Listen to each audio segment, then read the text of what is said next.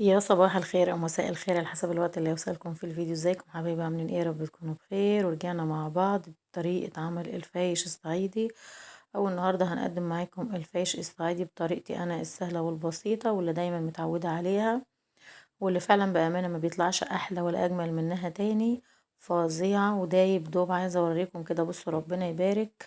كان حتى كمان صعبان عليا بجد إن أنا أكسر الفايش، بس عايزة أوريكم ازاي دايب وناعم كده. وطعمه طبعا ان شاء الله اكيد هيكون رهيب زي ما انتوا شايفين. بصوا كده، ريحته فظيعة، لونه يجنن، دايب وخفيف وهش وزي العسل. وفعلا بأمانة هقولك ازاي تعمليه. سهل جدا وتقدري تعملي اكبر كمية في وقت سريع وما ياخدش معاكي ثواني كتير. وتعالوا نشوف مع بعضينا الفيش العسل ده هنعمله مع بعض ازاي، وطريقتنا السهلة والبسيطة. واول خطوة وطبعا الخميرة اللي احنا دايما بنعمل بيها الفايش. انا يا جماعة قدمت معاكم الخميرة قبل كده، موجودة على القناة. هسيب لكم الطريقة بتاعتها في صندوق الوصف او في اول تعليق مثبت تحت. دي خميرة اللبن، هقول لكم سريعا كده بتكون عبارة عن ايه. طبعا الفايش ما بيحلاش ومش بيبقى طعم كده من غيرها بصراحة. بتبقى عبارة عن لبن. انا بجيب نص كيلو لبن، اغليه درجة غليان، وبعدين بفضيه في برطمانين زي ما انتوا شايفين بالشكل ده. وبحط في كل واحد معلقة من السكر. انا بحب قوي اعملها بالحمص المطحون او بالسكر، لكن في ناس بتعملها بقى بفول وحاجات تانية كتير. لا، انا بحب الطريقة دي، او كل واحد ليه طريقة، بس انا بحب الخميرة دي. بعد كده زي ما قلت لكم بغليها واحطها في البرطمانات وبقفلها لمدة يومين وليلة. خلاص. يعني مثلا لو هعملها الصبح، يعني لو هغلي اللبن الصبح ببيته ليلة كاملة، يعني بياخد عندي يوم بليلة، واخليه اليوم التاني واعجن عليه اخر النهار، يعني بتكسر عندي ليلة. فاهميني؟ وان شاء الله هتشوفوا طريقتها ما عندي في اول تعليم مثبت. بعد كده بجيب عندي حتة خميرة صغيرة فورية، وببدأ ادوبهم بالشكل ده، ومعاهم شوية دقيق. وبدوب البرطمانات يعني فيها، يعني الخميرة اللي فيها بحط عليها شوية مية زي ما انتوا شفتوا كده، وحتة خميرة بيرة. وباخد حوالي نص كيلو من الدقيق، ويمكن اقل شوية، لغاية لما اعمل عجينة كده ايه ملزقة. طبعا هنا مش يعني مش شرط ان احنا نقعد نعجن فيها كتير، لا. احنا بس عايزين ندخل الخميرة الفورية مع الخميرة اللبن اللي احنا عاملينها. طب في ناس ما بتحطش خميرة فورية خالص، او خميرة بيرة. اسفة، الخميرة البيرة اللي انا حطيتها. يعني في ناس بتكتفي على تخمير الفايش على الخميرة دي، هو بياخد وقت كتير بصراحة.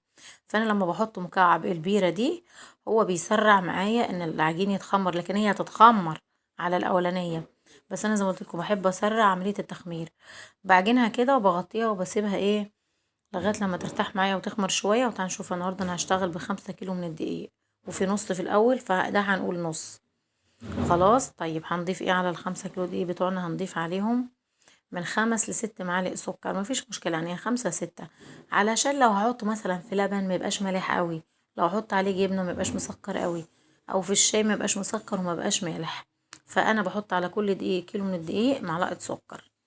خلاص. وبعد كده هحط عندي، هشوف ملح. هحط برضو الملح اللي هو المعالق الصغيرة بتاعة البهارات. بحط 5 معالق، كل كيلو برضو بياخد معايا معلقة.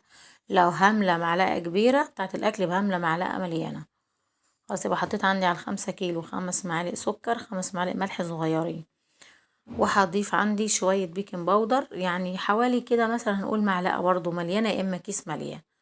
هو بصوا انا دول كيسين، كان كل واحد فيه شوية صغيرين، يعني مش يعني كل كيس كان فاضل فيه شوية من حاجة قبل كده، يعني فهو يعني حوالي معلقة مش مليانة. بس لو كان عندي الكيس كله كنت احط الكيس كله برضو على بعضيه.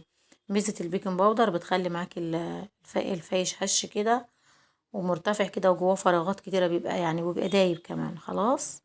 هقلب كل الحاجات دي ببعضيها، السكر بقى مع ملح مع بيكنج باودر على الدقيق. وهنشوف الخطوة اللي بعد كده هنعمل ايه. يلا بينا. ولو عايزة تعملي كيلو واحد هقولك، هكتبلك المقادير بتاعته في صندوق الوصف. هنا كده انا الخميرة بتاعتي اللي انا كنت عاملاها معاكم في الاول هي خلاص اختمرت، وانا هنا غالية 2 كيلو من اللبن. غليت 2 كيلو لبن، وبعد كده هكمل عجن بالمية.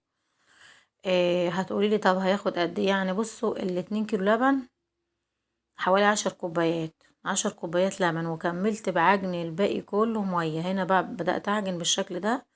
بجيب عندي الطبق اللي هو برضو فيه باقي الخميرة، بنزل فيه برضو شوية مية زي ما انتوا شايفين كده بالشكل ده. وبجيب عندي حوالي معلقة زعفران كبيرة مليانة. أنا عاملة 5 كيلو، عشان محدش يقول لي انا حطيت على الكيلو معلقه مليانه، لا، انا حطيت على ال5 كيلو معلقه مليانه من الزعفران، معلقه من بتاعه الاكل اللي احنا بناكل بيها الشوربه والرز دي. وفضلت اعجن زي ما انتوا شايفين بالشكل ده لغايه لما الم الدقيق كله. وبرضو هقولك الكيلو بياخد معاكي من 3 كوبايات ميه ل3 كوبايات ونص، ما تزيديش عن كده. هو الفيش بتبقى عجينته طريه شويه عن اي معجنات تانية. خلاص، وهنا سرعت معاكم المقطع شويه عشان صراحه المقطع كان طويل حبه. خلاص بالشكل ده زي ما انتوا شايفين اهو. ببدأ اعجنها خالص لغايه لما اخفي منها الدقيق خالص خالص خالص، واعجنها عجنه كده حلوه زي ما انتوا شايفين كده ايه. وبعد كده هجيب عندي سمنه، انا هحط 5 كوبايات سمنه على ال5 كيلو من الدقيق. 5 كوبايات سمنه بالظبط، كل كيلو بياخد معايا كوبايه سمنه. سمنه مش زيت، سمنه سمنه سمنه متسخنه تمام يعني. وهبدأ اعجن. هتقولي ده كتر، لا، السمنه ما كترتش خالص على على العجينه بتاعتي. وهبدأ اعمل تغريزه بالشكل ده، بس بحاول افكك العجين من بعضها، لان اول ما السمنه بتنزل عليه بتحس العجين شد معاكي ونشف. بعد كده هتشوفي تلاقي العجين بقى طري كده وتقطع في ايديكي، ما تخافيش منه خالص. ده هو لما دخلت عليه السمنه بالشكل ده، عشان كده ما فصلتلكوش المقطع ده برضو خالص، وحبيت اوريكم ان هو هيشرب معايا كل السمنه اللي انا حطيتها له. كان دايب السمنه بالدواب يا جماعه. يبقى الكيلو بياخد معايا 3 كوبايات ميه، من 3 ل3.5، يعني ممكن نشكلهم لبن، يعني ممكن نحط كوبايه لبن واحده بس على الكيلو وكوبايتين ميه. لان اللبن الكتير يا جماعه بيخليه يعضم، اوعوا تعجنوه بلبن خالص، لبن الكتير بيخليه يعضم. الفايش بيحب الميه اكتر من اللبن فيه. اللبن بيديله طعم طبعا وحلو، بس ما تحطيش كله لبن. الميه يعني خلي الربع لبن 3/4 ميه. ولو هتحطي الزعفران هتحطي معلقه صغيره. شفتي معلقه الشاي؟ معلقه الشاي، نص معلقه شاي على هتقولي لي بالجرام، صراحه مش عارفه قد ايه بالجرام، بس انا يعني حطيت بالنظريه كده. خلاص، وهبدأ اعجن كله بالشكل ده كده اهو لغايه لما تتعجن معايا. بص العجنه تمام زي ما انتوا شايفينها. شرب كل طبعا السمنه. للامانه انا ما حطيت حاجه خالص، بامانه الله، لا زودت ولا قللت. خدوا معايا حوالي 15 كوبايه من السوائل ال5 كيلو. خلاص بالشكل ده اهو. وهقلبهم في الطبق واسيبهم طبعا، اغطيهم واسيبهم لغايه لما يخمروا وبعدين نرجع مع بعض. عايزاكم تشوفوا ربنا يبارك. بص العجينه فين، ولما تطلع معانا هتوصل لغايه فين. يلا بينا نشوف مع بعض العجينه بعد ما هتخمر. عجينة زي العسل، هشة ومرتفعة، وربنا يبارك ريحتها فظيعة. هنا كده خلاص العجينة ملت الطبق معايا للآخر. عجينتها فظيعة يا جماعة، فظيعة.